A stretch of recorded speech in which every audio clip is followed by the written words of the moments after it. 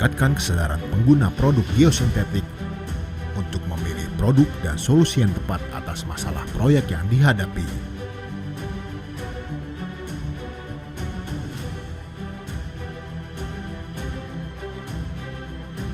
Menjual dan melakukan pemasangan produk-produk geosintetik yang berorientasi pada kepuasan pelanggan dengan memberikan pelayanan berupa material berkualitas dan jasa pemasangan oleh tenaga-tenaga ahli dan berpengalaman. Mengembangkan perusahaan dengan sumber daya yang modern dan profesional.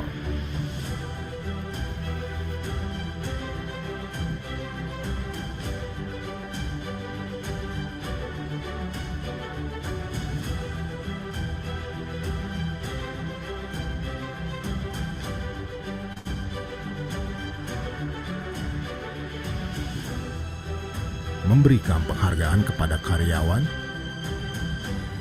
melalui kesejahteraan yang baik, penyediaan lingkungan kerja yang aman dan nyaman, serta kesempatan untuk mengembangkan karir.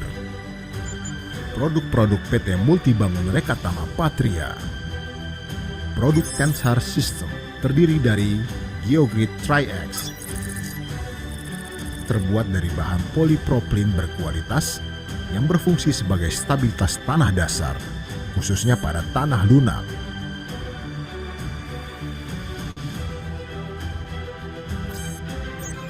Multi-block retaining wall system. Multi-block retaining wall system merupakan sistem konstruksi dinding penahan tanah segmental, perpaduan antara modular blok beton sebagai facing dan tensar uniaxial geogrid sebagai perkuatan tanah.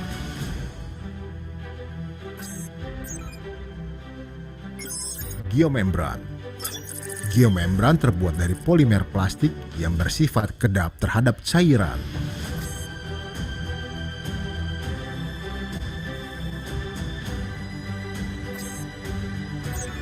Kami juga menyediakan produk-produk geosintetik lainnya seperti geotekstil, material drainase, serta geosintetik clay liner yang menjadi solusi bagi proyek-proyek Anda. Gudang PT Multibangun Rekatama Patria hanya 5 menit dari gerbang tol Bitung, Tangerang, sehingga memudahkan akses pengiriman material.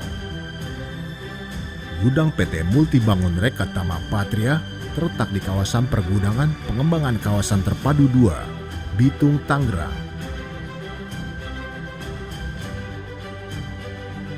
Yang mempunyai luas 3.300 meter persegi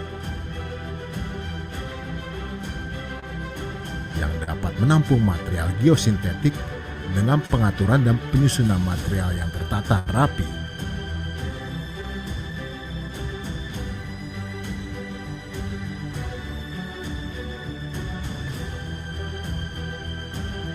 Serta pengoperasian alat dengan tenaga profesional.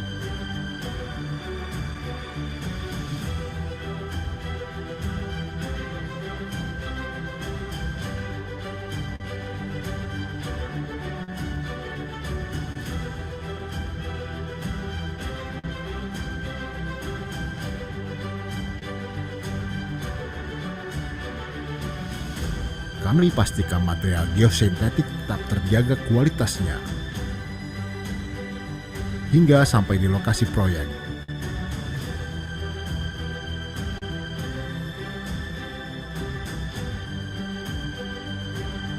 Selalu ready stock dan pelayanan profesional adalah komitmen kami.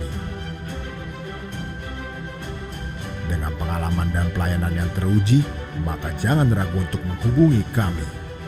Kunjungi website kami di www.multibangunpatria.com.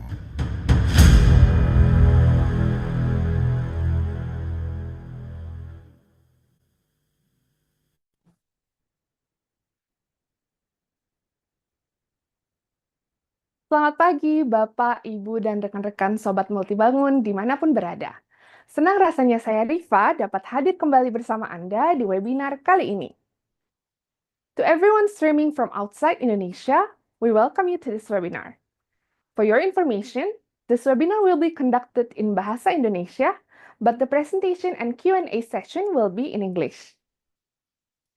Webinar ini akan jadi kali pertama Multibangun kembali dengan inisiatif terbaru kami, yaitu Multibangun Engineering Hub.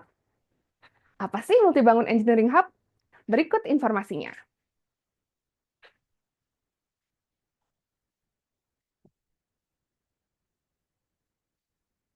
Dan testimoni yang luar biasa, dengan ini kami mempersembahkan Multibangun Engineering Hub.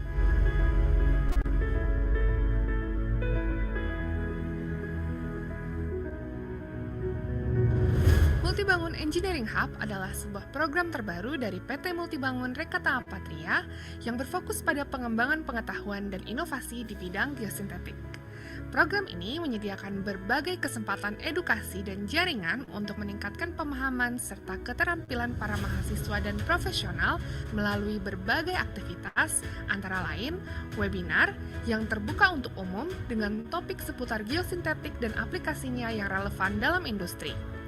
Workshop dirancang untuk para profesional memberikan pelatihan teknis mendalam serta pengalaman praktis yang dapat diterapkan langsung pada proyek yang relevan. Multibangun Goes to Campus adalah program khusus yang menghadirkan kuliah tamu dan workshop yang dirancang khusus untuk mahasiswa teknik sipil menghubungkan dunia akademik dengan wawasan industri.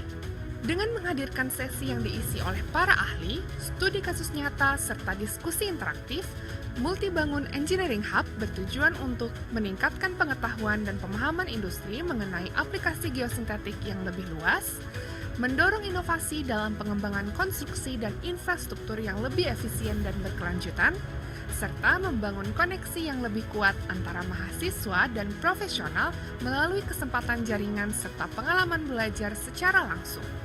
Melalui kolaborasi antara teori dan praktik, Multibangun ingin memiliki andil dalam memberdayakan semua lapisan stakeholder yang terdiri dari insinyur, kontraktor, hingga calon pemimpin industri untuk mengintegrasikan teknologi geosintetik dengan lebih efektif dalam setiap proyek yang mereka kerjakan.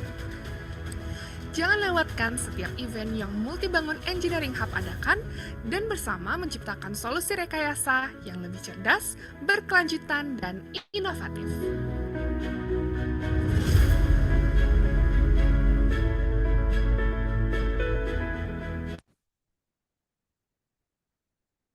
Nah, itu tadi adalah informasi terkait Multibangun Engineering Hub.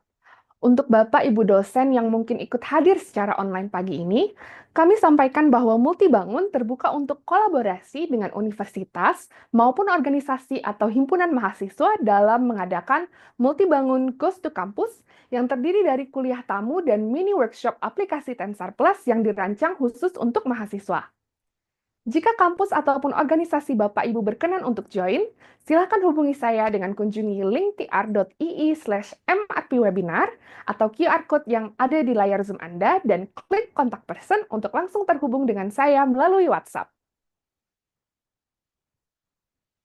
Selanjutnya, tanpa berlama-lama lagi, kita akan segera mendengar presentasi dari pembicara utama kita, Bapak Michael Dobie dari Tensar. Sebelum itu, saya akan membacakan profil Pak Michael Dobie. Bapak Michael Dobie telah menempuh kualifikasi akademiknya pada tahun 1973 di University of Bristol dengan gelar sarjana Bachelor of Science of Civil Engineering dan melanjutkan di Imperial College London pada tahun 1977 dan berhasil meraih gelar Master of Science in Soil Mechanics di bawah bimbingan Profesor Bishop. Beliau mendapatkan gelar Professional Chartered Engineering UK pada tahun 1978 dan merupakan seorang fellow ICE di tahun 2011. Beliau juga mendapatkan Chartered Institution of Highway and Transportation pada tahun 1992. Bapak Michael Dobie memiliki pengalaman lebih dari 40 tahun di bidang geoteknik di Inggris dan di luar negeri, terutama yang berhubungan dengan jalan raya, perumahan, jembatan, dan dermaga. Baik, Bapak Ibu, apabila ada pertanyaan selama dan setelah presentasi berlangsung, dapat langsung menggunakan fitur Q&A yang terletak di bawah layar Zoom Anda. Pertanyaan harap disampaikan dalam bahasa Inggris. Oke, Pak Mike, are you ready? Yes, I'm ready. Can you hear me? Yes, Pak Mike, clear. So, ladies and gentlemen, please welcome Michael Dobie from Tensar.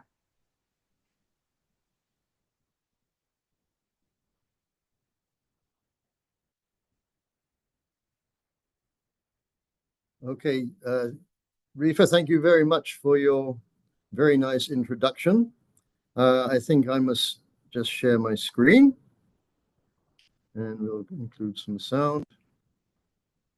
And so good morning, everybody.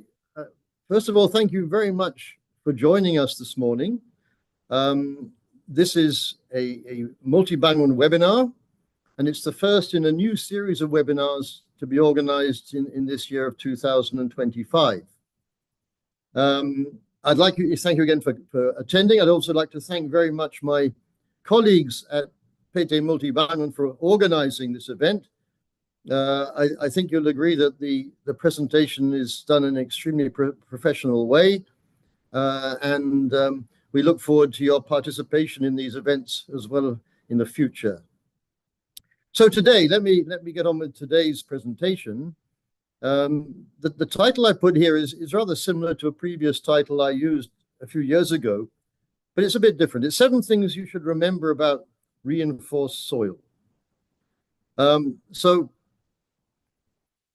I decided that because most of our audience today are of course, in Indonesia, and Indonesia has a significant issue with strong earthquakes. So I decided to concentrate on the situation for design of earthquakes in today's webinar.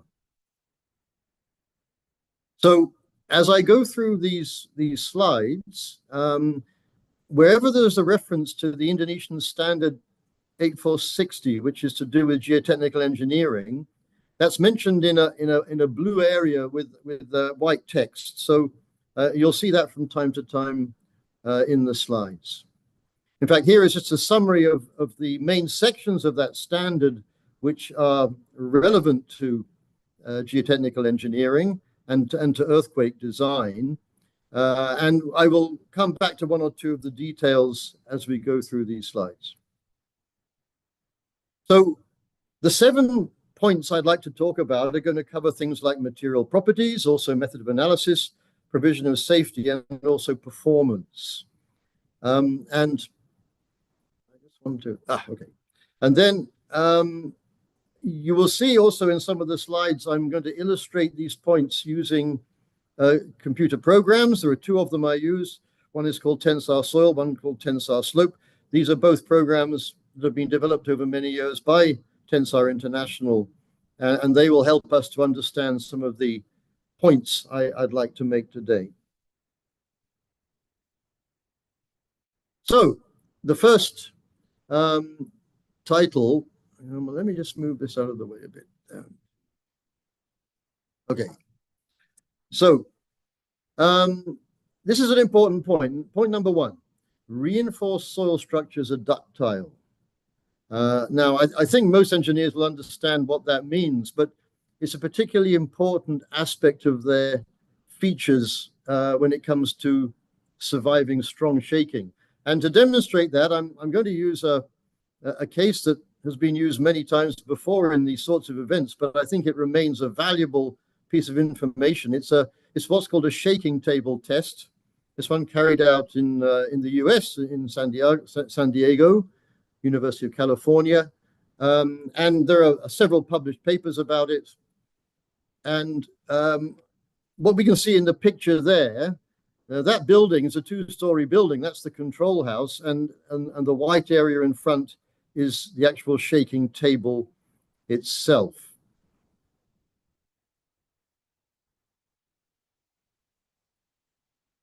Get the slides to advance. Okay, so the shaking table. Now there's an image of the wall, this is the container that holds the retaining wall. So the retaining wall is built inside there. That container must be about 8 meters high, if you want some idea about the scale of this. And now we're looking down inside the container. You can see the top of the wall, so it's a sand backfill. It uses a modular block facing, which is concrete blocks. And that model weighs 827 tons. So it is full scale. And it was designed to survive up to an acceleration of 0.7 g. And here's a cross section. You can see in a bit more detail what's happening. The blue is the box. The yellow, of course, is the sand. And then you can see the modular blocks on the facing and the layers of geogrid in this cross section. In fact, this model was shaken many times. In fact, a total of 41 times with different arrangements of shaking. And the strongest they used was a record from the well-known Kobe earthquake from 1995. Which reached an acceleration, a base acceleration of 0.55 g, which is quite high. And the authors of this work and the people who worked on it produced this incredible video, which summarizes many aspects of this behavior in just one single video. Now, there's a lot to look at in the video. So as soon as I press this button, it will start. But let's have a look, and we might have a second look. So here we go. There should be some sound. Yeah, you can hear the noise of the apparatus. Picture at the top left of the wall itself, facing bottom right. Inward and outward movements and acceleration records until it finishes. So that shaking lasted about 20 seconds or so. But you can see all sorts of things happening there. And this trace down in the bottom, let me just get the trace down in the bottom there is the this one. Sorry, let me show you one more time. Beg your pardon. Right, the trace down here, this is the acceleration, bottom left, and you can see how the red line is actually at the top of the structure. And some very high accelerations are reached, whereas the white is the base acceleration at the bottom. So it's an absolutely fascinating piece of work, and we learn a lot from this. So just to show you, you could see how the wall was moving basically backwards and forwards in that video. So let me just show you what the extreme positions were. And these are just images of the location of the wall facing. So you've got the cross section of the wall on the right, and on the left is a graph. And before that shaking started, we'll assume everything was at a point 0. And then during that shaking, the maximum outward movement went way out here, up to 60 millimeters at the top. It was moving outwards. And then the maximum inward movement took it all the way back in here, about 30 millimeters at the top. And then when it had all finished and calmed down, it ended up back here, almost exactly where it started. So although that soil mass was very mobile, it looked like it was very mobile, but when it had stopped shaking, it ended up where it started, pretty much exactly. And I think this, for me, has always been one of the very nicest ways to demonstrate how ductile these structures are in earthquakes. In fact, when it had finished shaking, there was a little bit of damage. There were some cracks in the surface of the fill, a little bit of bulging at the base of the wall. And it seemed that there was some kind of two-part wedge developing within the soil mass, which we'll look at later on briefly. So it was designed for 0.7 g, and it reached a maximum of 0.55 g. That was peak ground acceleration at the bottom of the structure, the base acceleration. So my summarizing point here is to say that the ability of this wall to deform and absorb energy during shaking, but remain intact, illustrates this incredibly important feature of reinforced soil structures, which is called ductility. And it is really one of the most important features of these structures to help them survive strong earthquakes. In fact, there are many recorded cases of reinforced soil structures performing very well in strong earthquakes. And if I have time at the end, I'll show you 2 of those cases. I'd also have to say there are quite a few cases of structures collapsing as well, but they normally collapse due to some inadequate design reason, and we'll also look at one of those later on as well. So, ductility, really important feature of reinforced soil to help it survive strong earthquake shaking. Now, point 2. So, item number 2 to remember is about design acceleration and permitting displacement. Now, what do I mean by that? Well, most design methods for reinforced soil are what we call pseudostatic. What we mean by that is that we make an assessment of additional loads due to the earthquake, and they are added to the static loads to give us a combined load, which we then use to design for the seismic case. And the loads are based on what's called the peak ground acceleration. That's the input acceleration at the base of the structure during the earthquake. Now, if you simply combine those things all together, you tend to get rather conservative designs. So various codes and standards have created techniques to reduce the conservatism because it was recognized that they were over-conservative. And one way to do that is to permit some displacement to take place during a period when acceleration is greater than the design value. Let me try and show you with some real data. Now, what does the standard say, the Indonesian standard? In section 1225, it tells you that the horizontal seismic coefficient, KH, that's the one you use for design, should be equal to the PGA, according to the site conditions. It also says in item 3 that if displacement of the soil mass of 25 to 50 millimeters may be permitted at the same time as a seismic event, then a 50% reduction in KH may be made. So let's have a look to see what that actually means. Just to stress one important thing about item 3, it says if displacement may be permitted. And that's what I want to come back to briefly in a minute. Let's look at some real data. This is data from 2016 at Kaikoura. And what we're going to look at a particular record of data from an area called the Seddon Fire Station. And there is a typical result of a shaking record. So what you see there, the 3 traces are acceleration, then velocity, and then displacement against the horizontal axis, which is time in seconds. You can see it goes from 0 to 160. And that is a component of horizontal shaking. And this is another component. You see they're slightly different. And finally, there is a component of vertical shaking, which is this one. And you can see that looks quite a lot smaller. The scales are always the same. So what I've taken out of this is I've taken the data from just 90 to 100 seconds, that's over that area inside the red box, and plotted it by itself for all 3 records. And if I do that, it looks like this. So you can see now the time is from 90 to 100 seconds, and this is the PGA. So 8,000 millimeters per second squared, that's 0.8 G. You'll also notice that the vertical is quite a lot lower than the other 2. Vertical is the blue line.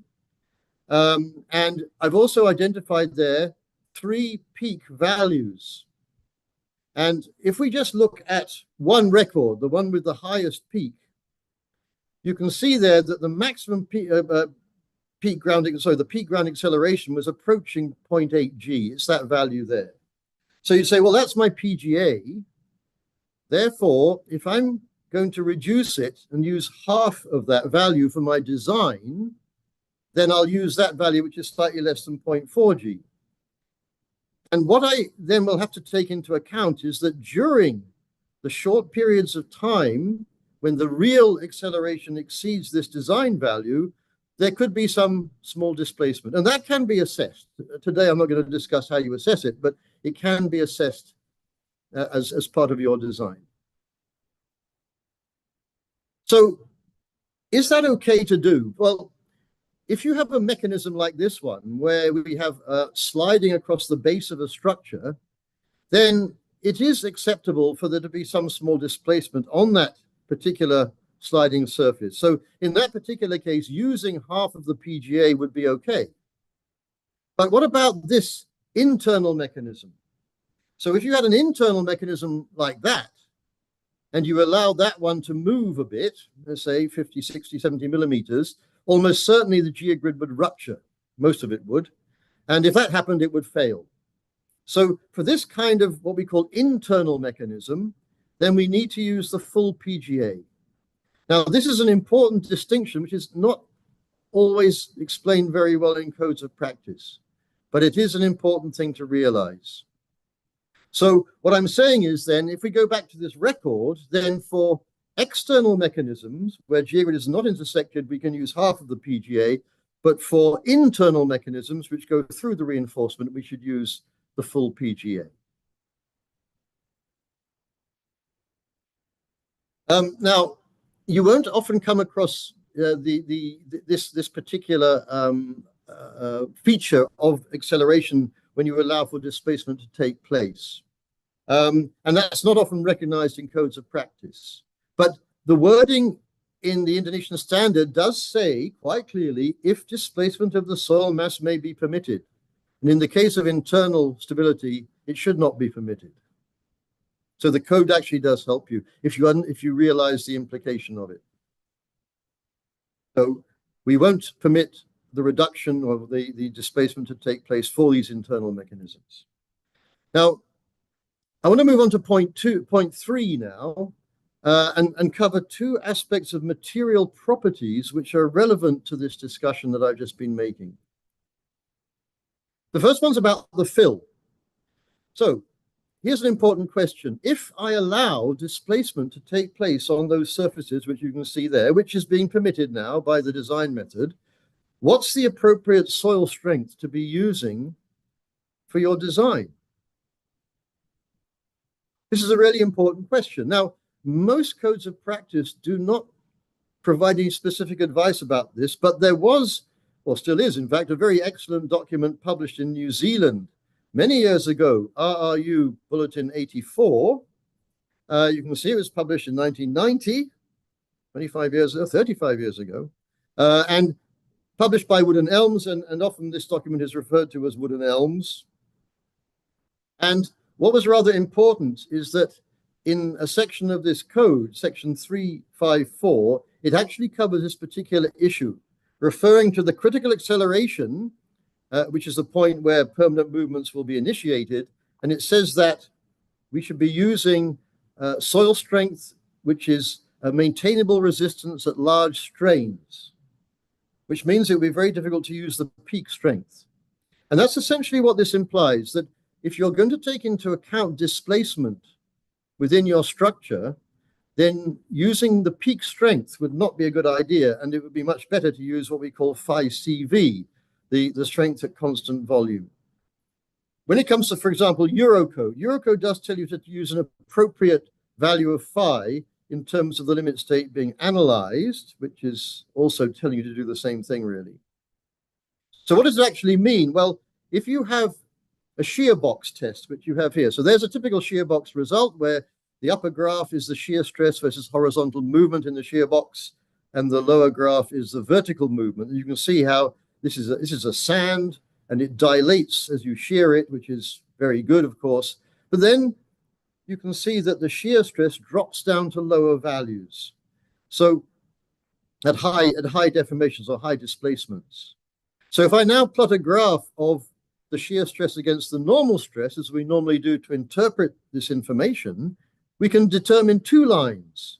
We can determine a line from the peak values, that's the top of each curve, or from the point where we have reached a constant volume condition, or sometimes people would call it a critical state condition, at the ends of the lines. And you can see that the phi values are significantly different, 41 degrees and 33 degrees.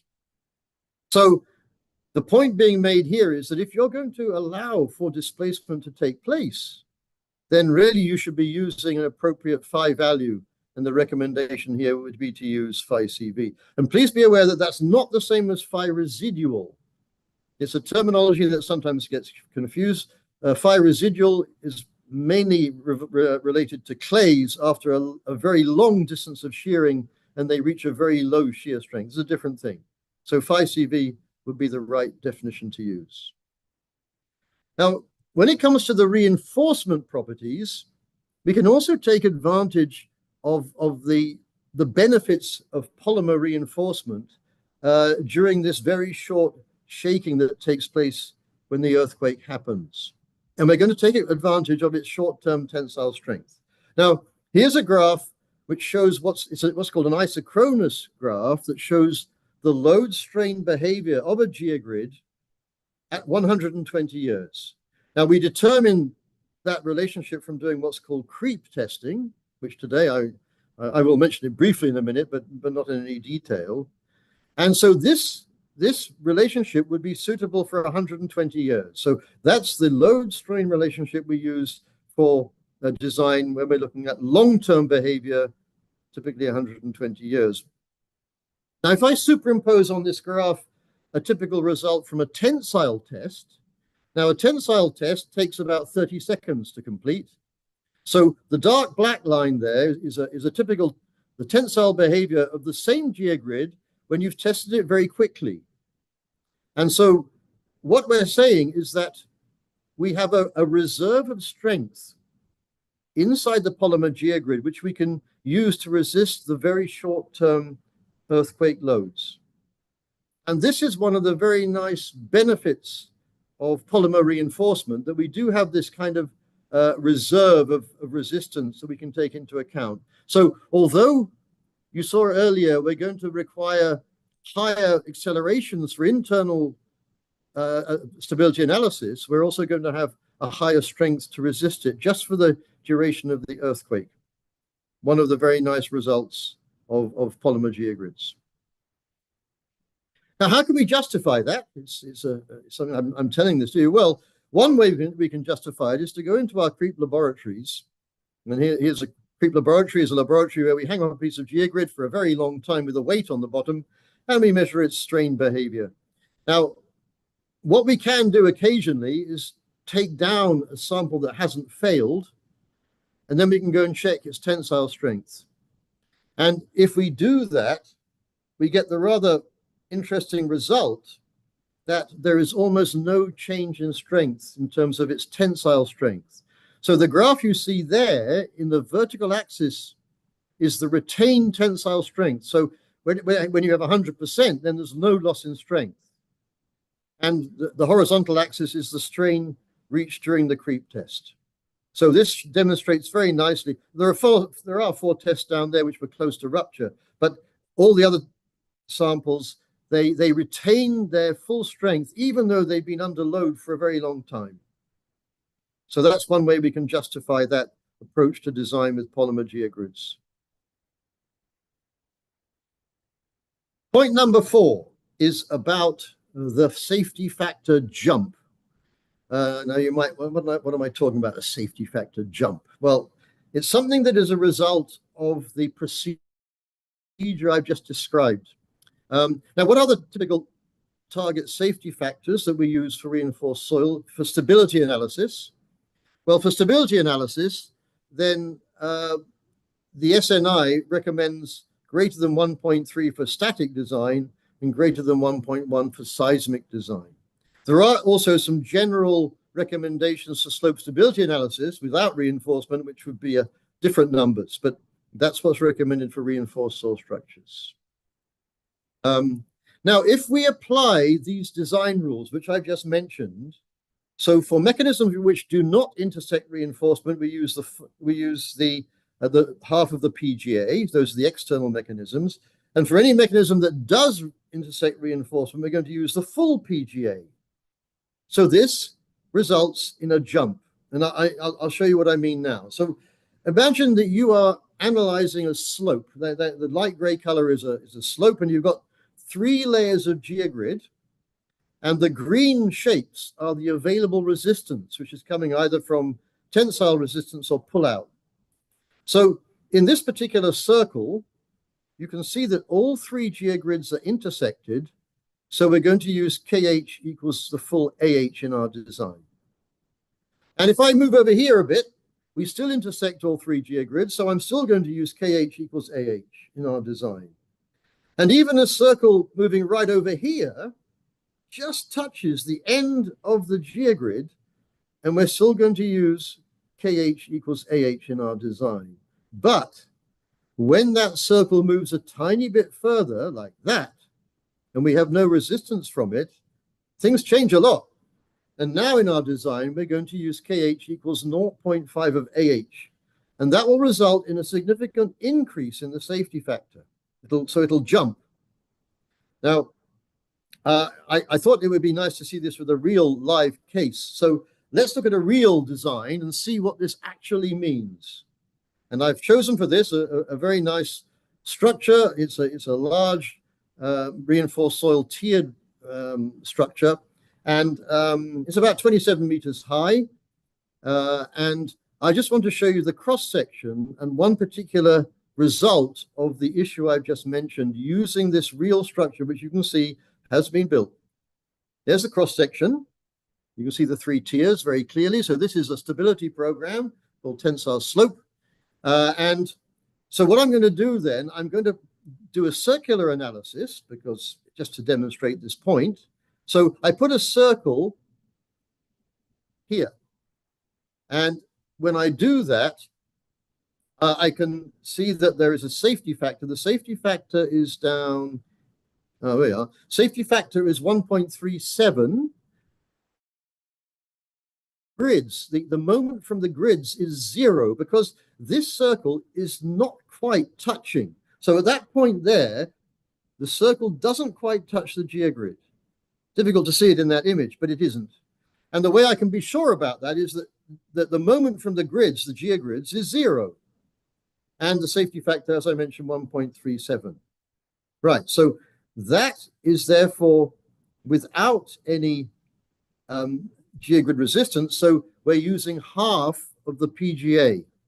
I now move my circle over a tiny bit. Now, if you watch it very carefully, you can see how it moves slightly to the left.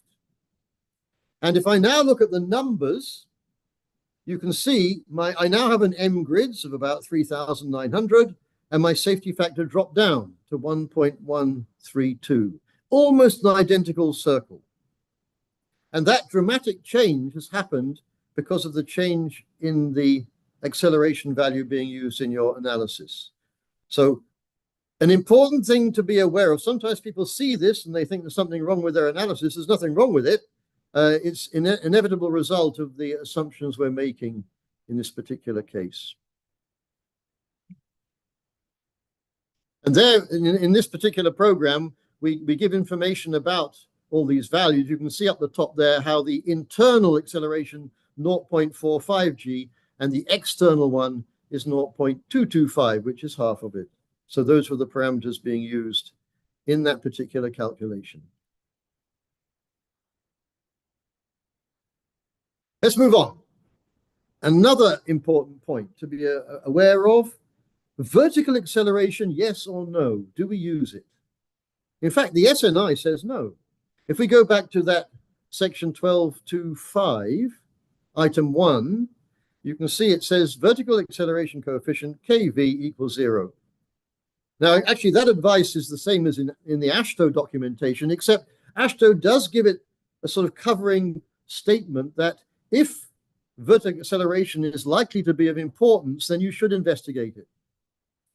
The Eurocode for seismic design, the EC8, actually requires a component of vertical acceleration in all design cases. So it's quite different to AASHTO. So let's just have a quick look at vertical acceleration and its effect on design and help us to decide should we or should we not take this into account and why. So I'm going to go back to that incredible record from the Kaikoura earthquake. So just to remind you what you're looking at there, you've got 3 traces of acceleration. The thin lines are for the 2 horizontal directions, and the thick blue line is the vertical acceleration. And I can pick off those maximum values with little crosses there. So what I'm going to do then, I'm going to take, well, first of all, just to notice that they don't occur at the same time. That's very clear. But it's also clear that at any particular point along there, there will always be a combination of the 3 accelerations. So what I'm going to do then is to take out those 3 points and put them in a table. So this is for the Kaikoura earthquake for this particular station.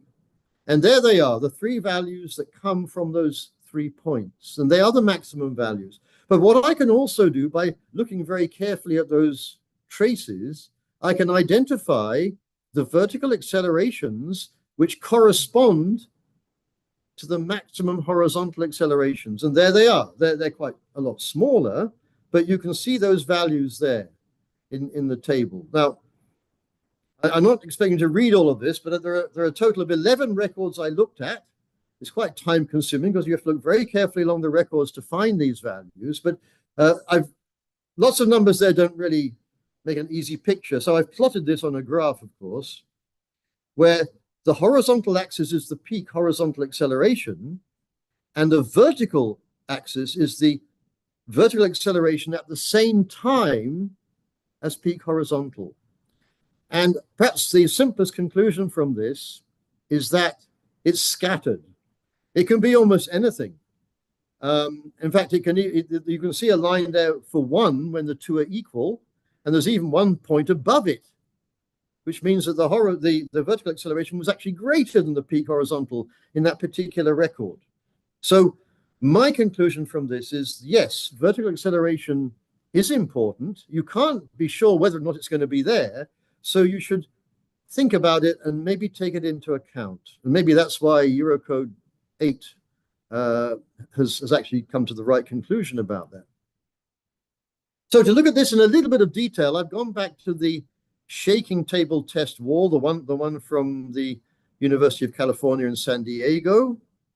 And if you remember, we had this image before of this possible failure mechanism. And I'm going to use this wall to examine the effect of changing the direction of the shaking. Now, I can do this using a computer program called Tensar Soil, which in this case using a 2-part wedge method. So what you see there's a lot of information on this slide, I'm afraid, but if you look at that nice little diagram in the middle at the top, that's a cross-section of the wall, and those lines are all potential failure mechanisms, and the pink ones towards the bottom have a safety factor less than the target. And that particular plot there is for the AH of 0.55 G, which was the maximum applied value we saw earlier on in the shaking table test.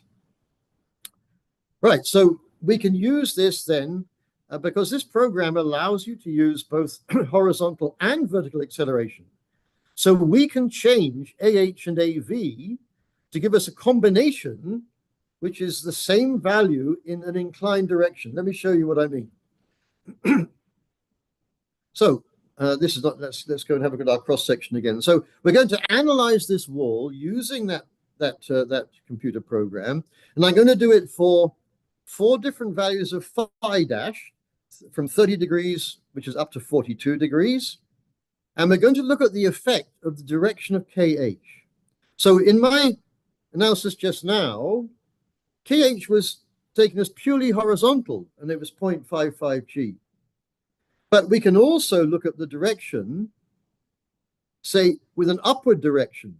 So in this case, you would have 2 components, and you'd make sure that the vector value is still the same, 0.55 G. And we can do the same downwards as well. So you do lots and lots of analysis, and you find out what the safety factor is for all of these analyses, and you compare them in an interesting way. So another graphical result. So I need to explain this one. So the horizontal axis is the direction of the vector of shaking, where negative is upwards. Just to remind you, upwards is like that. That's upwards. And that's downwards, so that's positive. And then the vertical axis is the minimum CDR. This is a terminology from LRFD, from AASHTO. And CDR is essentially like a safety factor where the target is greater than 1. So what you can see there, it's very, very clear indeed that your critical condition, by quite a long way, is when your vector is upwards at about 25 degrees.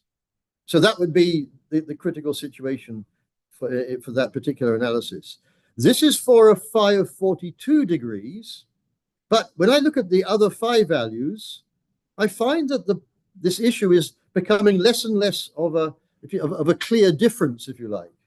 And by the time you get down to 30 degrees, you'll see there isn't a big difference between purely horizontal and inclined. But it's worth being aware of this because it does have an effect.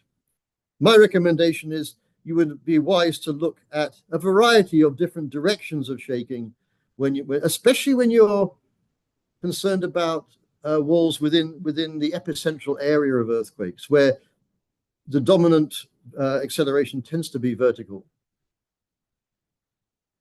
My next point is a special point. It's taking care of weak points. Without a doubt, in design of structures to survive strong seismic shaking, the point is that they may be perfectly okay in the static case as you design them, but along comes the earthquake and it finds a weak point. And one of the well-known weak points is the connection between the facing and the reinforcement. And that's what I want to have look at with a rather famous case that took place during the Chi-Chi earthquake in Taiwan in 1999. And I went to have a look at these walls and I took lots of pictures of them. And these pictures became very famous. So there were 3 walls like this along the same piece of road, very close together. And 2 of them failed and 1 was okay. And they received a lot of attention. What always interested me about this picture was the fact that there is drainage aggregate underneath the top row of blocks, which indicates to me there was a lot of vertical acceleration around in this particular earthquake, and then I'm sure that was the case. There's a general view of one of the failed walls. You can see those white pipes were to do with drainage. And there's a closer look. And then when you look at this, this geogrid was connected to the facing purely by friction. And the failure occurred due to a loss of friction in the joints, and if you like, the blocks kind of exploded off the front and left the geogrid behind in the fill. The fill itself didn't fail. The fill was still stabilized by the geogrid, but the drainage aggregate and the blocks came off the front. And the issue here was it was a purely frictional connection, which should not be used in seismic areas. So when you're designing these structures in seismic areas, then you should really be using a positive mechanical connection so that it can survive a variety of shaking, including vertical accelerations, and remain intact. Here's an analysis to show you. So this is that same wall analyzed using that same program Tensar soil, using what's called a 2-part wedge approach.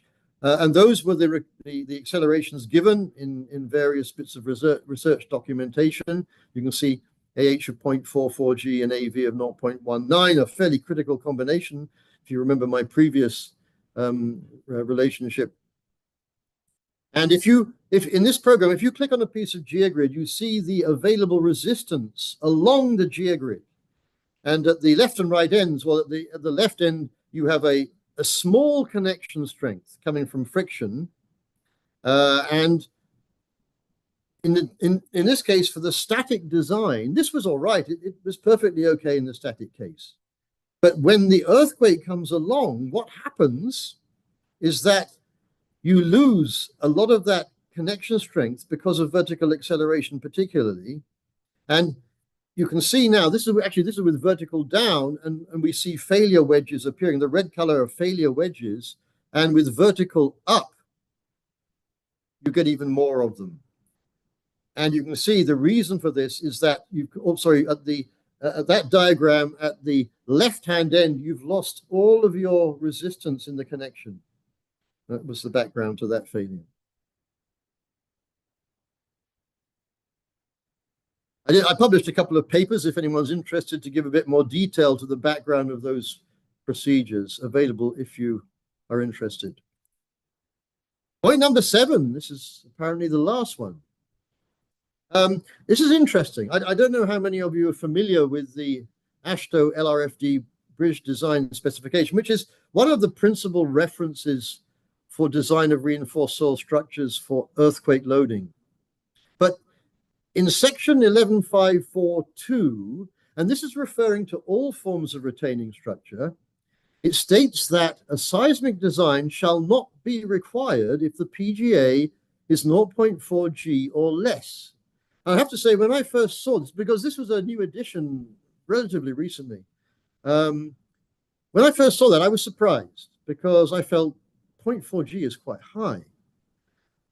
However, there are many exceptions. And here's a list of most of the exceptions you can find within the guidance of the code. For example, when you have the foundation affected by liquefaction or sensitive clays, and you can read through these items, very tall walls or walls across active faults and so on. So there are a certain number of situations where you shouldn't make this assumption, and therefore you should carry out a full seismic design. What's the justification? Well, there's a lot of information in the AASHTO document, and the justification is principally based on the observation of the good performance of reinforced soil structures in strong earthquakes. That's the main background to this advice. However, as I've said, there are also plenty of walls that have failed in earthquakes for various reasons. And you saw one just now. So my concern was, is this no seismic analysis recommendation, is this a good idea? So I thought I'd have a bit of a look at this with two cases. A simple design using two-part wedge. So here is a nice little retaining wall. Well, it's 8 meters high. It's quite big. It's the static design case. I've made the length of reinforcement 5.6 meters, which is exactly 0.7 times the height, which is the normal recommendation. And by analyzing this, we find it's perfectly okay.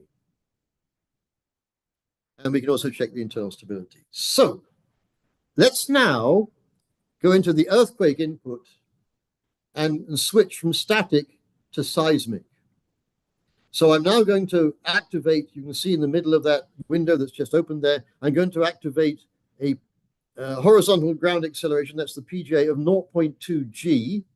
There you can see the numbers in there, and a limitation on wall displacement of 50 millimeters. So when I do that, I find that for AH of 0.2 G, the static design is perfectly okay. So in this case, AASHTO is right. So let's quickly now go through a series of portions of G and see how the length changes to meet the basic requirements. So here we go, quite quickly. 0.3 G, at 5.6 meters, we start to see some pink lines at the bottom of the cross-section there, which means that they are unsatisfactory. So you need to make the jig a little bit longer. Not much, 6.3. So at 0.3 G, we need 6.3 meters. And then a bit more quickly now, 0.4 G is 6.7 meters. 0.5 G is 8.05 meters, becoming quite long now. At 0.6 G, 9.05. And at 0.7 G, 11 meters. So you can see there the very distinct effect of increasing the PGA is to make the geogrid longer. But in fact, in all of those cases, the layout of the geogrid, the internal layout, remained the same. So it's quite an interesting result there. Let's look at one more situation here. So in this particular case, I'm going to look at the wall from the University of California, San Diego shaking table test. I've had to change the phi to 34 degrees and use a lower grade of geogrid because I want to create a static calculation. This is using stability analysis now, a static calculation which is close to satisfactory. So we can use a very nice non-circular technique. So we search this cross-section for non-circular surfaces that are critical. And in this particular case, that's the critical one. It's a nice little two-part wedge, essentially. And the safety factor, if you can read down there, bottom left, is 1.35. So this is just what you'd like to see for a typical static design. Just over 1.3. Very nice. Right. Now, let me switch this over to the limitations suggested by AASHTO for no seismic design. So it's going to be, you can see that, I don't know if you can see the numbers there, I hope so. I'm going to use a ground acceleration of 0.4 G, and I'm going to use this reduction of 50%, that's down at the bottom left corner of that particular window. There we are, there's 0.4, and I'm going to allow the reduction for surfaces that do not cut the geogrid. I do the same search, and what you'll see straight away is that the critical mechanism is completely different. It's now much lower through the reinforcement and out at the back is what you normally expect. So we learned something straight away there, that the critical mechanism for the seismic case is going to be very different to the static case, which is good to know. But also my safety factor is well below the target of 1.1. It's actually 0.84. And AASHTO is recommending that in simple good conditions, you don't need to do a seismic calculation there. So I'm surprised. So anyhow, as design engineers, anyone listening in, it's up to you to make a decision about that. But certainly this is not permitted in the Indonesian standard. It's not mentioned there. So if I were you, I would carry on adding your seismic accelerations in all cases, because with most modern software, it's not a problem to do it. It's very quick. And then you find out what's actually critical. So just a quick summary there then. In my opinion, this no seismic limit of 0.4 G seems to be too high. And what I actually observed by looking at many designs is that when PGA is less than 0.25 G, then normally the static design is critical. So you might say, well, in that case, I don't need to have a seismic analysis. But once you go above 0.25, then what you tend to find is that the layout, in other words, the grades of geogrid are determined by the static design, but the length is coming from the seismic design. We saw that very clearly just now. And that's an important target to be aware of when you're looking at the design of these structures. Now, I've reached the end of point number 7, and I think there's a summary of these points there. Now, I do have a bonus point number 8, and I'm not sure if the organizers will allow me to do it. It'll only take me a few minutes, so I'm going to be a bit naughty and do the bonus point, because I think it's quite interesting. But anyhow, there's a summary of the 7 things I've talked about. There's no need to make a conclusion to this talk, because it's all covered by those 7 titles. I've just had the thumbs up, so here we go. We're going to now move on to a bonus point number 8, which is just 2 case studies. Because one thing is quite difficult is to find situations where reinforced soil structures, well-documented ones, have survived strong seismic shaking. There are some published, you can find them. For example, Professor Tatsuoka, a name that you may well know, and he's spoken in webinars here in Indonesia before. He's published some extremely good information about the performance of a wide variety of retaining walls in strong earthquakes. So if you're interested to know more, look for some of his work. But I'm going to show you 2 examples, both affected by earthquakes in New Zealand. This is in Christchurch, and I'm sure you all remember that back in 2009 or so, there was already some nasty earthquakes that hit Christchurch. Now, this particular wall, it's only a small one. Almost certainly it was not designed for a specific seismic shaking, because in those days, when it was designed back in 1990, and I don't think we really had the knowledge then, or we didn't know it very well. There's a cross section. You can see that the length of the geogrid similar to the height, which is an interesting, it's slightly less, but so if you remember some of those diagrams earlier on, that fits in with a moderate seismic shaking. There is the construction back in 1991. They used a pretty good granular fill, as you can see, and they used what are called, these are full height concrete panels with cast in geogrid. And so you get a positive connection between the geogrid and the facing. There's the front of the wall sometime later. It's about 100 meters long. Now let's look at these famous earthquakes. The first main shock, yeah, sorry, it wasn't 2009, it was 2010 in September. The main shock, the first one, was quite a long way from the wall, 36 kilometers. And this graph is a very useful one because it shows you the epicentral distance from the wall against the peak ground acceleration. And there are 3 dots for vertical, horizontal 1, and horizontal 2. In other words, different orthogonal directions. Now, what you might notice from that graph is that close to the epicenter, the red dots tend to be higher than the crosses. In other words, more vertical acceleration. So that is an important point about this, because reinforced soil structures are only likely to be damaged when they're close to the epicentral area. If they're miles away, they're going to shake and be perfectly okay. So that's an important point to notice there. So what I've just there, if you can see, some little black circles have arrived. Those were the nearest measurement points to the wall. And there is the location of the wall, that white diamond shape.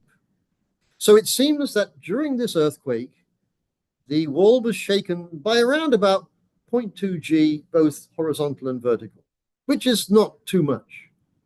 But, of course, that wasn't the worst one. The following year, in February, they had a smaller earthquake, but it was right under the city center. And it caused terrible damage. I'm sure many people will remember the terrible pictures of the collapsed buildings and so forth in Christchurch. That's a whole other story. But if I look at the same information again, without going through the whole story, well, first of all, you will see in the epicentral area, in other words, at small epicentral distances, again, the vertical accelerations are tending to dominate. They're higher than horizontal. Although further away, it's the other way around. And at the wall, it's around about 0.4 G, both horizontal and vertical. It's interesting that coincides with the no seismic design limit of AASHTO, and we don't think this one was designed for seismic shaking, but this day and age, we definitely would design it to check for seismic shaking as well. So I just summarized here for different phi values, because we didn't measure a phi value of the fill. We're going up to about 40 degrees. We looked at the critical accelerations for different situations, either by using the same values of KH and KV or different combinations without KV and without KH. And this one, assuming it was a good fill, so phi of 40 definitely would have been appropriate. And you can see there that the critical accelerations turned out to be around about 0.41 based on analysis. So that was quite an interesting result by analyzing that. There is a cross-section of the wall being analyzed for that particular case. You can see that there are some pink lines. That indicates that there are, if you like, safety factors slightly less than the target, but not sufficient to cause a failure.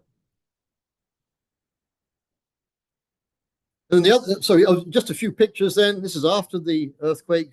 There is the wall. You could just get a nice picture of it with the river beside it. There is the road on top of the wall, perfectly intact.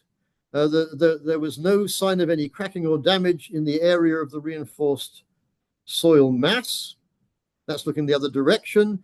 Just to let you know that you can just see a white building in the distance behind the tree. That had to be demolished because it was too badly damaged. And this is at the end of the reinforced soil mass, and you can start to see all sorts of patching up in the road because there had been quite a lot of deformation going on. And the very last one of my bonus round, and just a couple of pictures, but this was a case where probably the highest amount of shaking has taken place in an actual wall. This was during the Kaikoura earthquake. The Kaikoura earthquake was the one I mentioned earlier on when we looked at that shaking record. And in fact, that shaking record was very close to this wall. And this wall, up to about 6.8 meters high, you can see it's part of the entrance into a culvert for a railway line. And so this was designed for a PGA of 0.6 G, and it has a positive mechanical connection. It meets all the normal expectations we would have. And we know that the actual shaking was probably higher than 0.6. In fact, the records closest to this wall had very high, up to 0.8 1.28 G with a high vertical component. Anyhow, the good news was that the wall survived perfectly okay. There was no sign of any blocks moving or damage. There was no cracking in the drainage gully at the back of the blocks, so it performed extremely well. Now, both of those two cases have a paper written about them if you want to know any more. And this really is my last slide. I've gone slightly over 10 o'clock, but I hope that that's given you some helpful information about designing reinforced soil structures for strong earthquakes. I said we have to do it a great deal here in Indonesia and of course in many other countries in this part of the world. Obviously New Zealand will be another one, as we've just seen.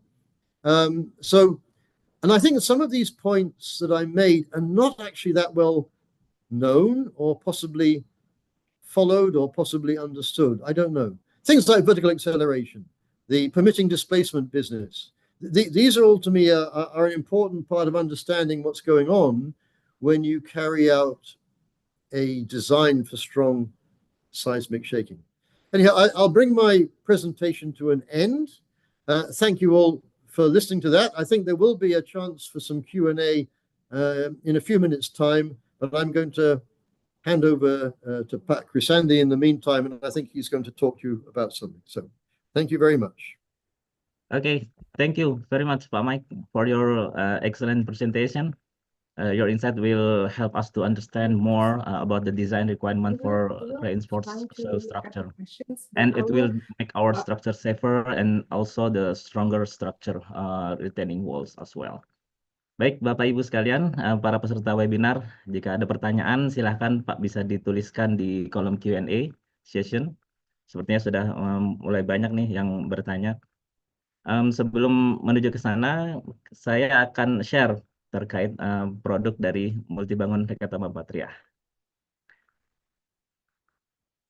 Oke, Bapak Ibu sekalian, setelah melihat langkah-langkah yang perlu diingat dalam desain reinforced soil structure, yang mana tadi Pak Mike infokan ada 7 hal ya untuk yang perlu diingat untuk bagaimana cara mendesain reinforced soil structure yang proper. Kemudian selanjutnya apa Bapak Ibu sekalian? Nah, saya akan share.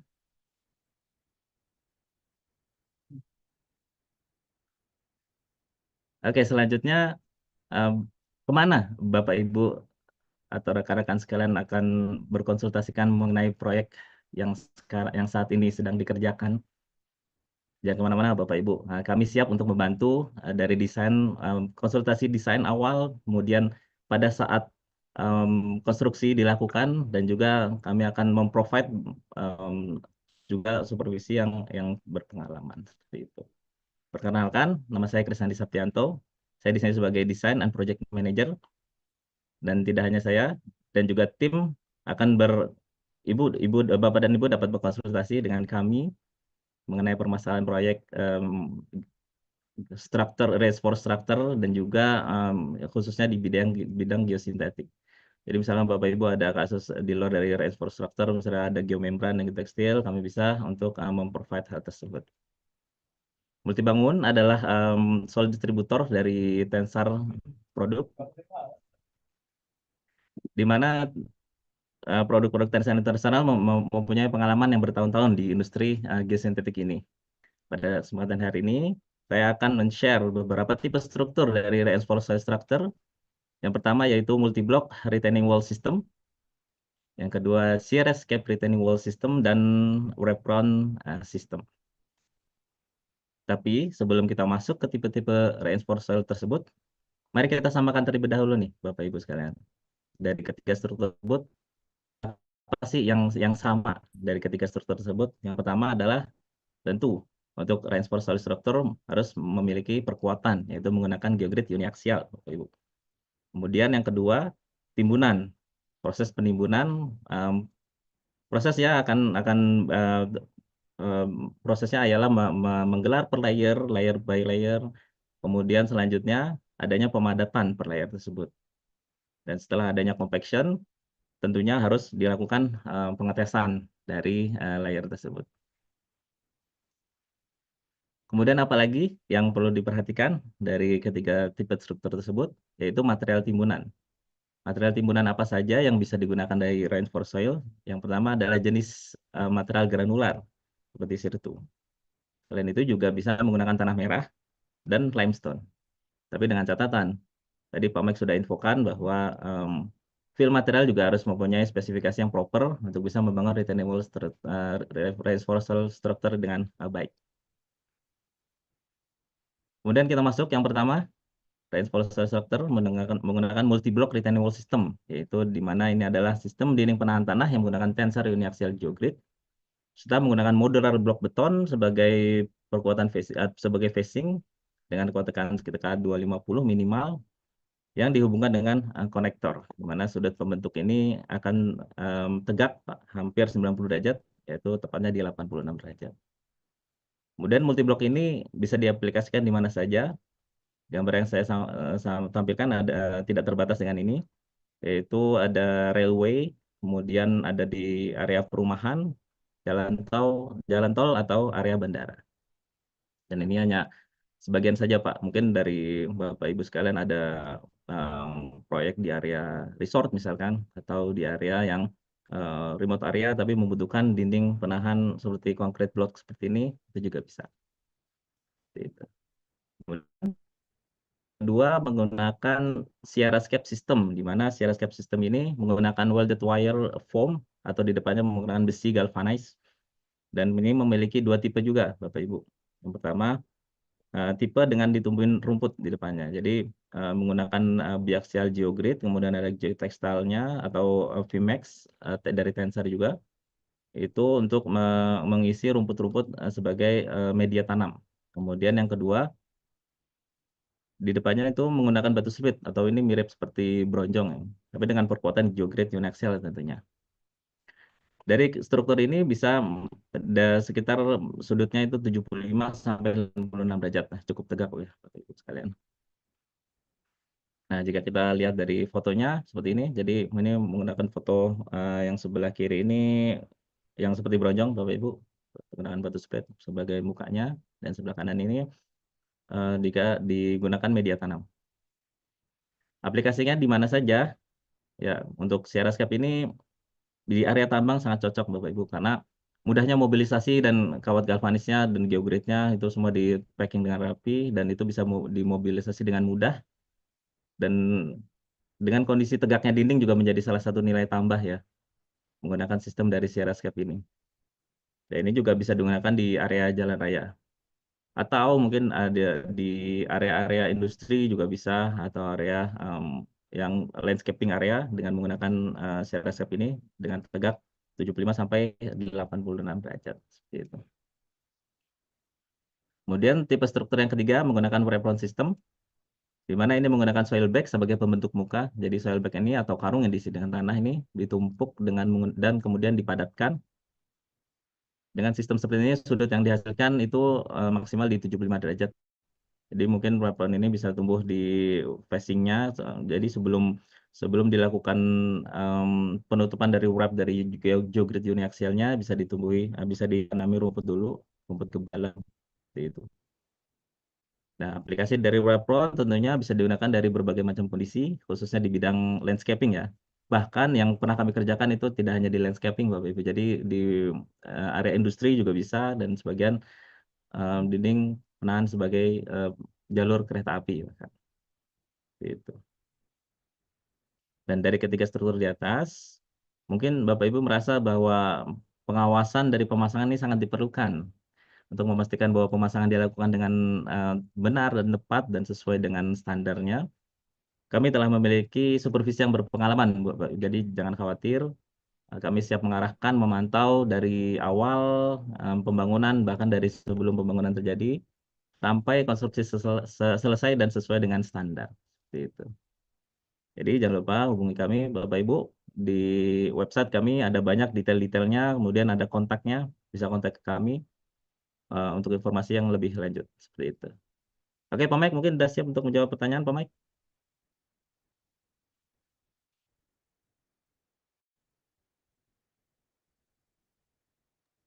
Sorry, I need to switch on my. Okay. Ya, oke Pak. Okay. You can hear me okay?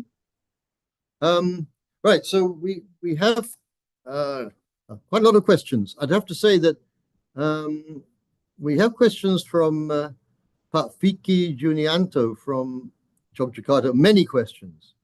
So I will deal with the first question, and then if I have a chance, I'll deal with some of the other ones. Some of them are not directly relevant to the talk today. So I will try to cover points which are directly relevant to today's webinar and a few of the other points that people have asked below. But I'm not sure I can get through all of these in the time remaining. But I am Vicky Junianto from Yogyakarta. I would like to inquire about the application of the 7 key considerations for reinforced soil. What about obstacles and challenges? How can they be addressed?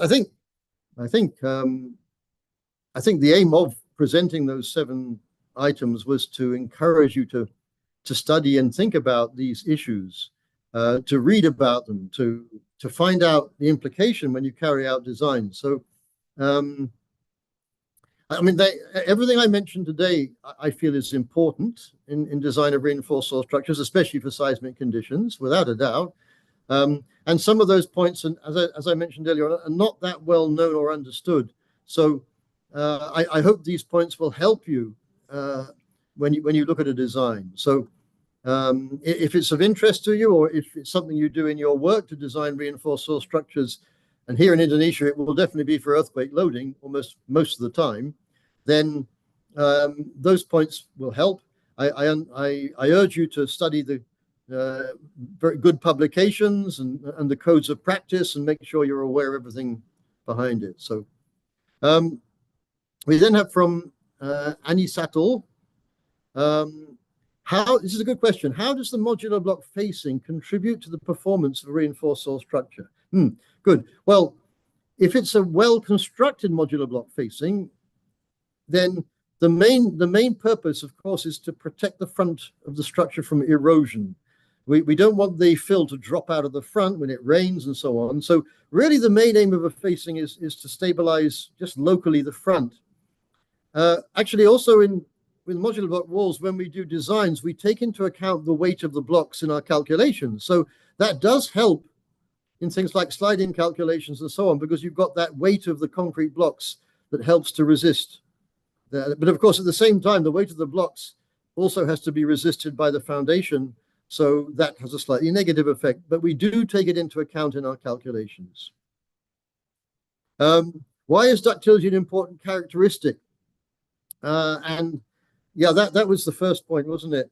And when I showed you the shaking table test, the point I think is there that if you have a system that can deform but retain its function, then it's behaving very well, and that's due to ductility, because the deformation can absorb energy.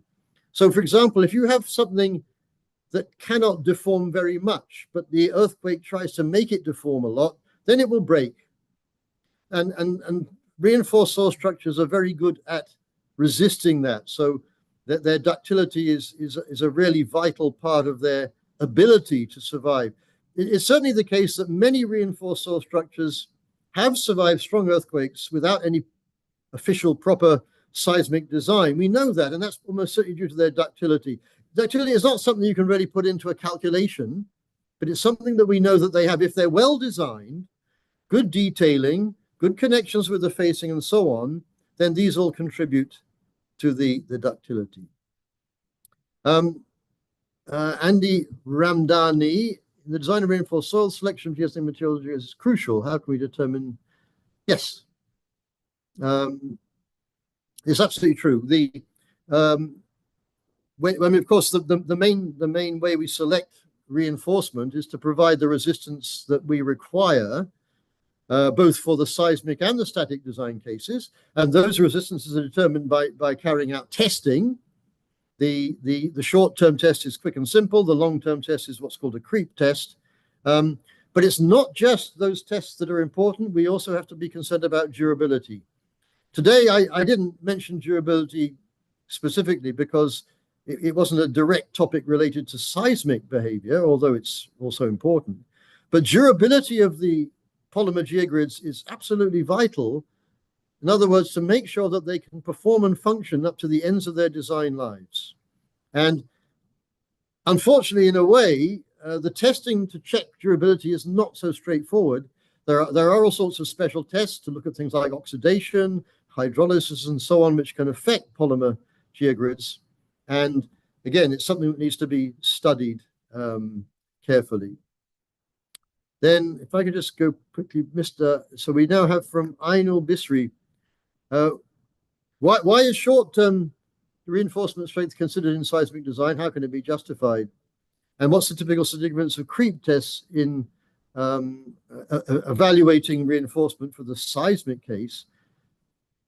And how does sustained loading over time impact the tensile strength of reinforcement materials? These are really good questions to understand.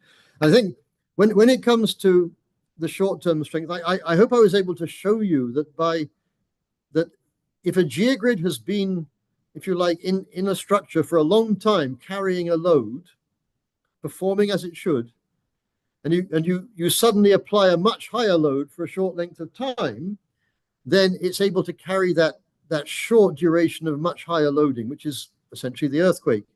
The way I could demonstrate that was by using this idea of taking samples from creep testing and doing short-term tensile tests on them to show you that they still retain their original tensile strength.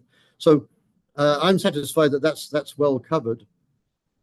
So when it comes to the seismic applications, there's not much significance from creep testing because we design for such a short-term loading. So the creep test is not really taken into account in the seismic design. And I think the sustained loading over time, well, if your geogrids have been well formulated and are well understood, if the durability has been assured by all the right kind of procedures in terms of material types and testing to make sure they work, then over its design life, you would expect that geogrid to perform extremely well. You might say, well, what's the longest a geogrid has survived to date? Well, probably around the world, the longest a geogrid has been, a polymer geogrid has been in service, and it would be something slightly over 40 years. And there are some well-documented cases of these sorts of structures. And that's already reaching a significant lifetime, and they perform very well. So we're satisfied so far. We know that very well. So I'm going to go past lots of these ones from FICE, and I'll come back to some of those if I can. Then I'll just go to this question from Maudi Fanani. There will be soil structure interaction between the soil and the geogrid during shaking. Absolutely correct, yeah. As we know, coarse-grained and fine-grained soils may behave differently during dynamic load.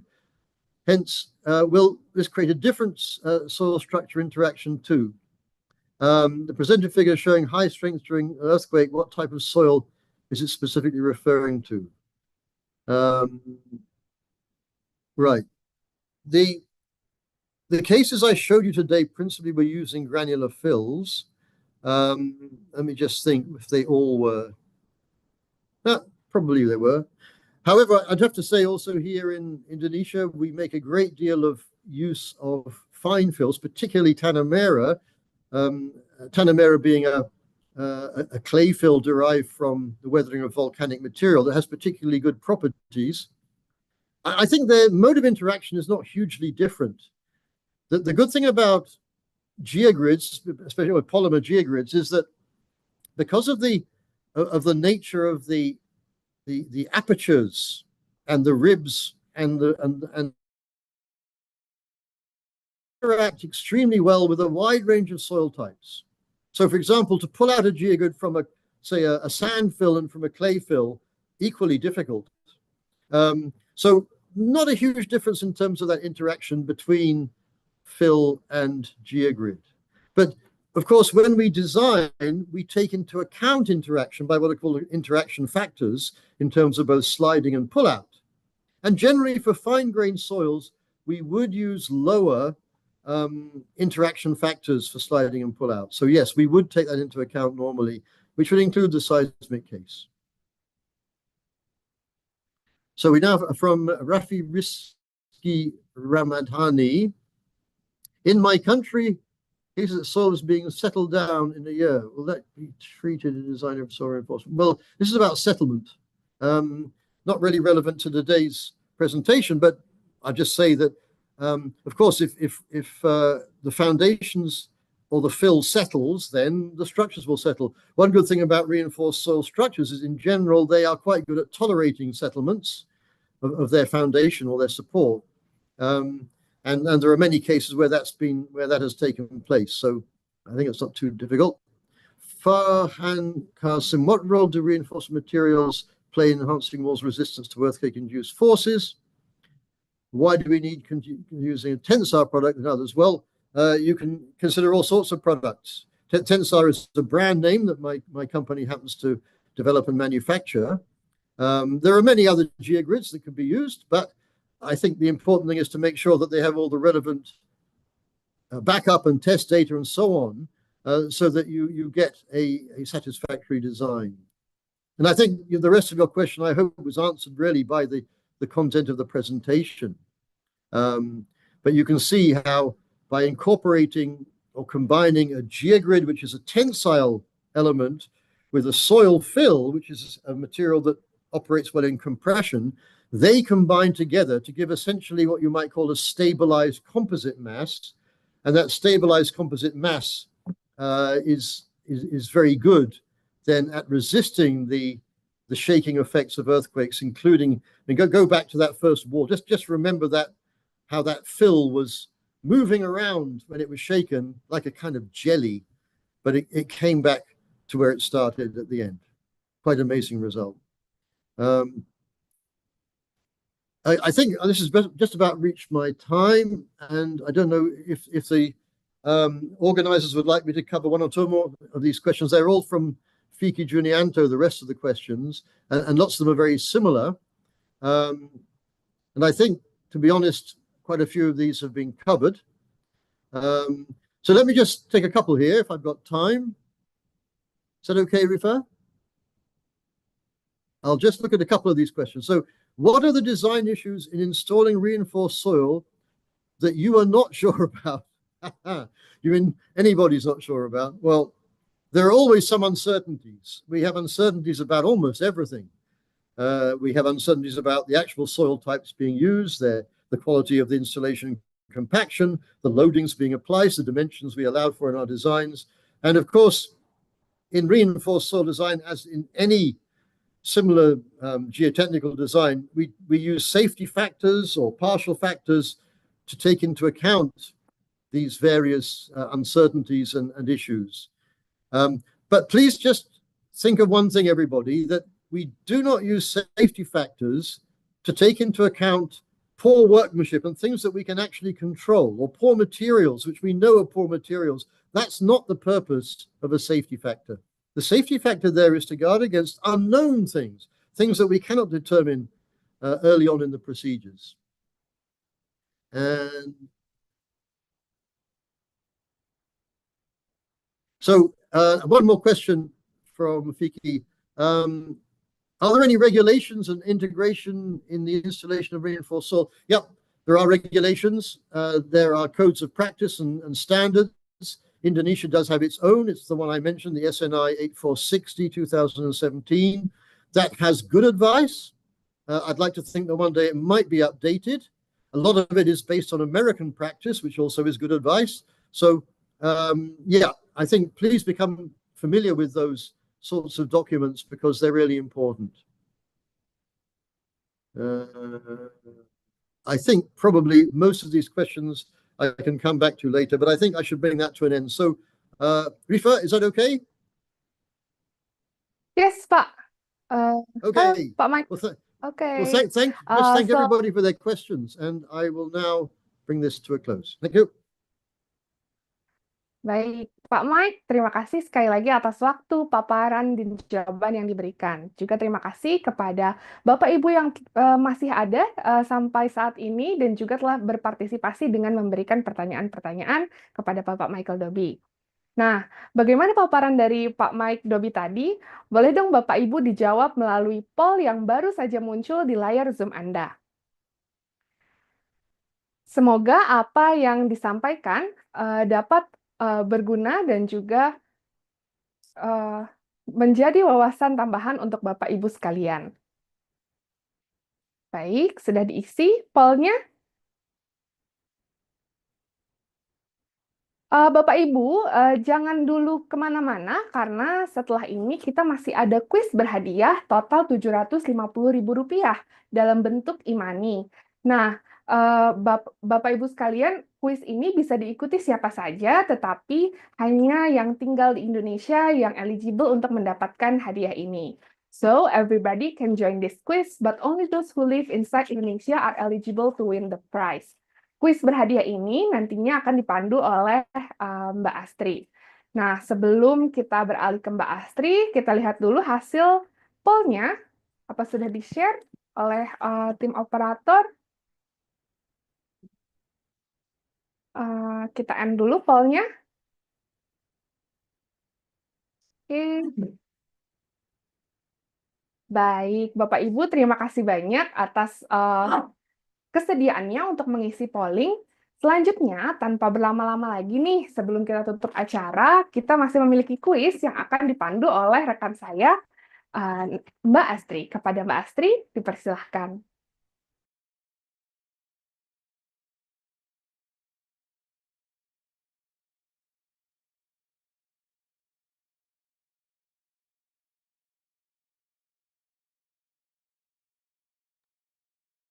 Oke, terima kasih Mbak Rifa. Bismillahirrahmanirrahim. Assalamualaikum warahmatullahi wabarakatuh. Selamat pagi kepada seluruh hadirin yang mengikuti Multibangun Engineering Hub webinar pada pagi hari ini. Perkenalkan, saya Astri akan membantu jalannya games pada pagi hari ini. Berikut ini cara Anda untuk mengikuti games berhadiah uang tunai dengan total sebesar Rp750.000 untuk 3 orang pemenang. 3 orang pemenang ini yang akan mendapatkan poin tertinggi di akhir games. Untuk juara 1 akan mendapatkan hadiah sebesar Rp300.000. Untuk juara 2 akan mendapatkan hadiah sebesar Rp250.000. Dan juara 3 mendapatkan hadiah sebesar Rp200.000. Untuk mengikuti games ini, silahkan Anda membuka browser melalui komputer Anda atau langsung menggunakan handphone Anda. Lalu ketikkan menti.com, menti.com. Kemudian Anda nanti diminta memasukkan kode. Masukkan kode 62487657. Kode tersebut juga bisa Anda lihat di layar Zoom atau juga yang kita sudah share di chat box. Kalau sudah masuk, silakan masukkan nama Anda sesuai dengan nama yang Anda daftarkan pada registrasi Zoom. Ini sangat penting. Jika Anda jadi pemenangnya, panitia akan langsung menghubungi Anda sesuai dengan nama yang Anda daftarkan pada registrasi Zoom. Sambil menunggu peserta yang lain masuk, saya akan jelaskan. Games ini ada 3 pertanyaan yang sudah disiapkan oleh Bapak Michael Dobie dan 2 bonus pertanyaan dari Bapak Krisandi. Pertanyaannya berhubungan dengan presentasi yang baru saja dipaparkan. Untuk cara memenangkan kuis ini, Anda harus menjawab dengan benar juga cepat untuk mendapatkan poin tertinggi. Nanti di akhir games, ada 3 peserta poin yang terbanyak yang berhak memenangkan hadiah total sebesar Rp750.000. Baik, sambil menunggu peserta lagi yang mau masuk, saya ulangi lagi, masuk ke menti.com, kemudian masukkan kode, yaitu 62487657. Kemudian Anda masukkan nama Anda yang sudah Anda daftarkan di registrasi Zoom. Baik, kita tunggu lagi peserta yang mau masuk. Kita tunggu sekitar 30 detik lagi ya. Sudah 46 pemain yang sudah masuk nih. Kita hitung mundur ya. Kita mulai aja ya. Kita hitung ya. 5, 4, 3, 2, 1. Kita mulai ya. Pastikan jawabnya yang cepat juga tepat. The first question, which is the important property of reinforced soil structure associated with their good performance in earthquake? A. Strength, B. Ductility, C. Stiffness. Jawab yang benar dan cepat. Kita lihat hasil jawabannya, yaitu adalah yang B, ductility. Kita lihat nih, di pertanyaan pertama, siapa yang memimpin? Kita lihat.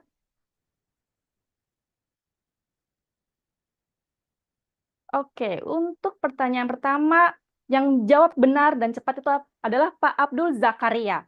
Oke, untuk kita lanjut ke pertanyaan yang kedua, kita tunggu lagi nih, siapa tahu ada peserta yang pengen masuk.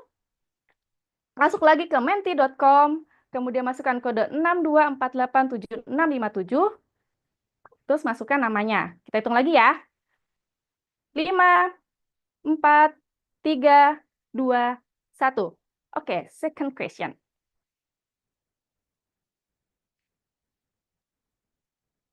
If displacement is permitted for seismic design, which definition of soil strength should be used? A. Constant value, B. Peak, C. Residual.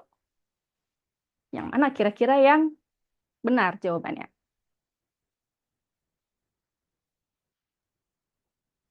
Oke, jawaban yang tepat adalah A. Constant value. Kita lihat. Untuk pertanyaan kedua, siapa yang menjawab dengan benar juga cepat?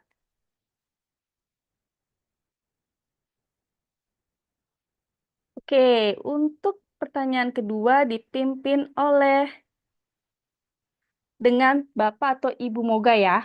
Oke, kita lanjut untuk pertanyaan yang ketiga. Kita tunggu lagi siapa tahu ada yang mau masuk, ikut games-nya. Oke, lanjut. For reinforced soil structure designed for high seismic load, do you expect reinforcement length compared to static case to be A. Shorter, B. Longer, C. The same?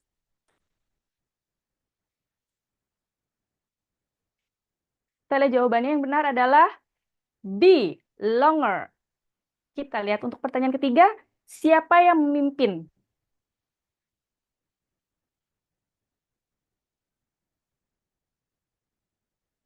Oke, pertanyaan yang ketiga masih dipimpin oleh dengan Ibu atau Bapak Moga ya. Oke, kita lanjut ke pertanyaan yang keempat.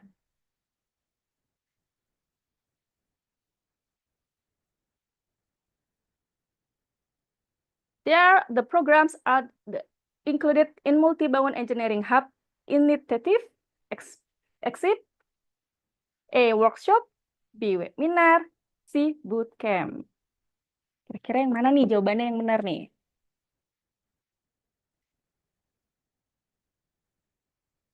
Oke, jawaban yang benar adalah bootcamp.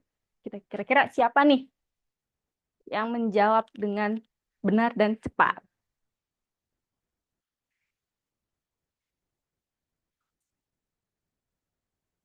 Oke, masih dipimpin oleh Bapak atau Ibu Moga ya. Lanjut kita ke pertanyaan berikutnya. Ini pertanyaan terakhir ya.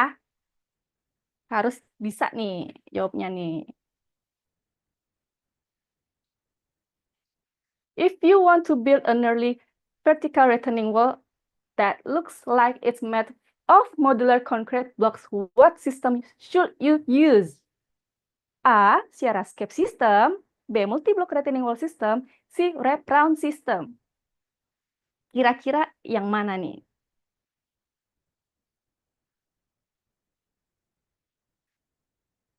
Oke, jawaban yang benar adalah yang B, multi-block retaining wall system. Sekarang kita lihat nih, peralihan.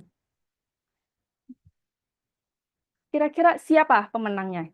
Kita ambil 3 teratas ya, yang jawab dengan benar juga cepat.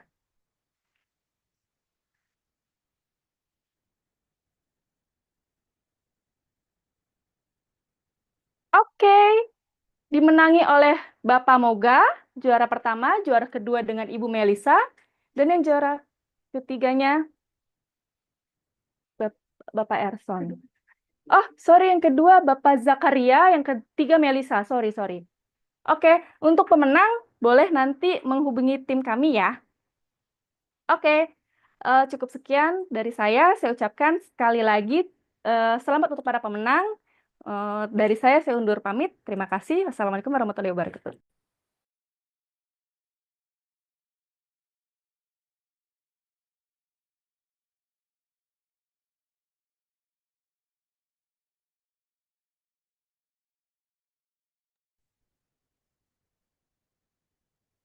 Baik, terima kasih kepada Mbak Astri yang sudah memandu acara Games berhadiah pada pagi hari ini, dan selamat kepada para pemenang. Jangan lupa untuk pemenang, nanti hadiahnya, layarnya tadi di screenshot supaya menjadi bukti bahwa adalah sebagai pemenang, seperti itu ya. Nah, dengan berakhirnya Games tadi, maka sudah sampailah nih kita di penghujung acara.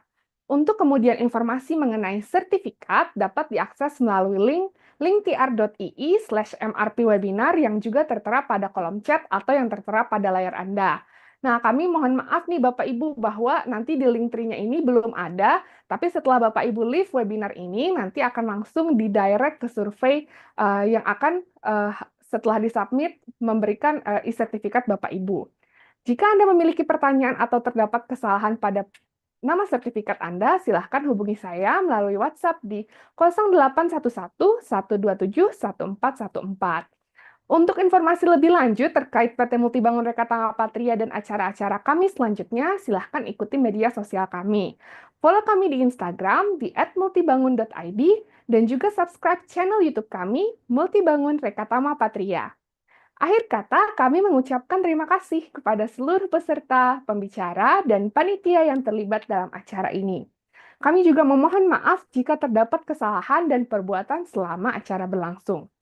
Kami menunggu Anda di event Multibangun Engineering Hub selanjutnya. Sampai jumpa dan selamat siang.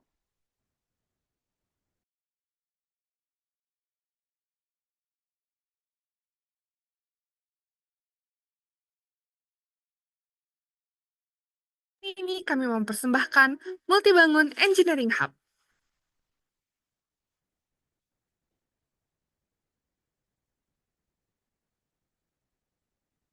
Multibangun Engineering Hub adalah sebuah program terbaru dari PT Multibangun Rekatama Patria yang berfokus pada pengembangan pengetahuan dan inovasi di bidang geosintetik. Program ini menyediakan berbagai kesempatan edukasi dan jaringan untuk meningkatkan pemahaman serta keterampilan para mahasiswa dan profesional melalui berbagai aktivitas, antara lain webinar yang terbuka untuk umum dengan topik seputar geosintetik dan aplikasinya yang relevan dalam industri. Workshop dirancang untuk para profesional memberikan pelatihan teknis mendalam serta pengalaman praktis yang dapat diterapkan langsung pada proyek yang relevan. Multibangun Goes to Campus adalah program khusus yang menghadirkan kuliah tamu dan workshop yang dirancang khusus untuk mahasiswa teknik sipil menghubungkan dunia akademik dengan wawasan industri. Dengan menghadirkan sesi yang diisi oleh para ahli, studi kasus nyata, serta diskusi interaktif, Multibangun Engineering Hub bertujuan untuk meningkatkan pengetahuan dan pemahaman industri mengenai aplikasi geosintetik yang lebih luas, mendorong inovasi dalam pengembangan konstruksi dan infrastruktur yang lebih efisien dan berkelanjutan, serta membangun koneksi yang lebih kuat antara mahasiswa dan profesional melalui kesempatan jaringan serta pengalaman belajar secara langsung. Melalui kolaborasi antara teori dan praktik, Multibangun ingin memiliki andil dalam memberdayakan semua lapisan stakeholder yang terdiri dari insinyur, kontraktor, hingga calon pemimpin industri untuk mengintegrasikan teknologi geosintetik dengan lebih efektif dalam setiap proyek yang mereka kerjakan. Jangan lewatkan setiap event yang Multibangun Engineering Hub adakan dan bersama menciptakan solusi rekayasa yang lebih cerdas, berkelanjutan, dan inovatif.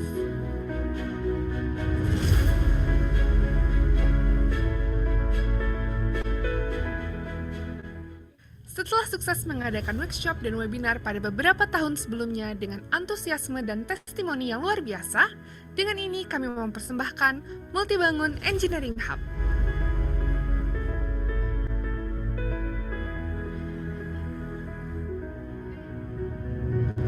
Multibangun Engineering Hub adalah sebuah program terbaru dari PT Multibangun Rekatama Patria yang berfokus pada pengembangan pengetahuan dan inovasi di bidang geosintetik.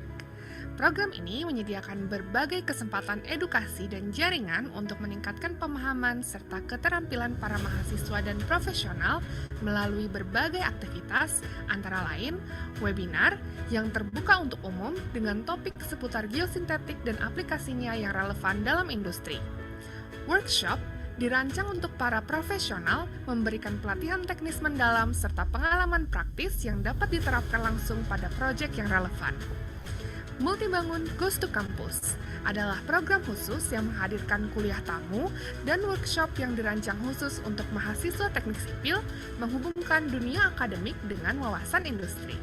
Dengan menghadirkan sesi yang diisi oleh para ahli, studi kasus nyata, serta diskusi interaktif, Multibangun Engineering Hub bertujuan untuk meningkatkan pengetahuan dan pemahaman industri mengenai aplikasi geosintetik yang lebih luas, mendorong inovasi dalam pengembangan konstruksi dan infrastruktur yang lebih efisien dan berkelanjutan, serta membangun koneksi yang lebih kuat antara mahasiswa dan profesional melalui kesempatan jaringan serta pengalaman belajar secara langsung. Melalui kolaborasi antara teori dan praktik, Multibangun ingin memiliki andil dalam memberdayakan semua lapisan stakeholder yang terdiri dari insinyur, kontraktor, hingga calon pemimpin industri untuk mengintegrasikan teknologi geosintetik dengan lebih efektif dalam setiap proyek yang mereka kerjakan. Jangan lewatkan setiap event yang Multibangun Engineering Hub adakan dan bersama menciptakan solusi rekayasa yang lebih cerdas, berkelanjutan, dan inovatif.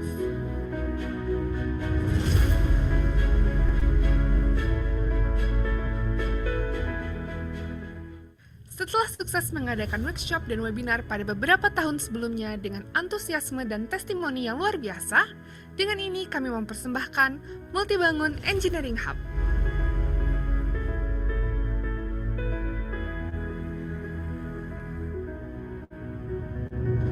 Multibangun Engineering Hub adalah sebuah program terbaru dari PT Multibangun Rekata Apatria yang berfokus pada pengembangan pengetahuan dan inovasi di bidang geosintetik.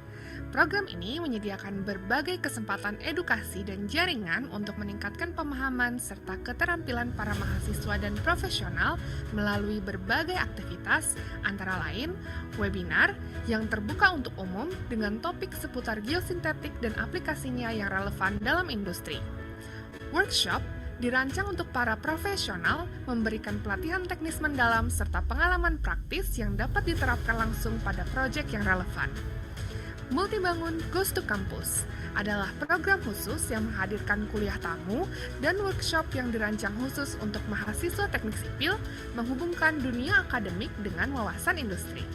Dengan menghadirkan sesi yang diisi oleh para ahli, studi kasus nyata, serta diskusi interaktif, Multibangun Engineering Hub bertujuan untuk meningkatkan pengetahuan dan pemahaman industri mengenai aplikasi geosintetik yang lebih luas, mendorong inovasi dalam pengembangan konstruksi dan infrastruktur yang lebih efisien dan berkelanjutan, serta membangun koneksi yang lebih kuat antara mahasiswa dan profesional melalui kesempatan jaringan serta pengalaman belajar secara langsung. Melalui kolaborasi antara teori dan praktik, Multibangun ingin memiliki andil dalam memberdayakan semua lapisan stakeholder yang terdiri dari insinyur, kontraktor, hingga calon pemimpin industri untuk mengintegrasikan teknologi geosintetik dengan lebih efektif dalam setiap proyek yang mereka kerjakan. Jangan lewatkan setiap event yang Multibangun Engineering Hub adakan dan bersama menciptakan solusi rekayasa yang lebih cerdas, berkelanjutan, dan inovatif.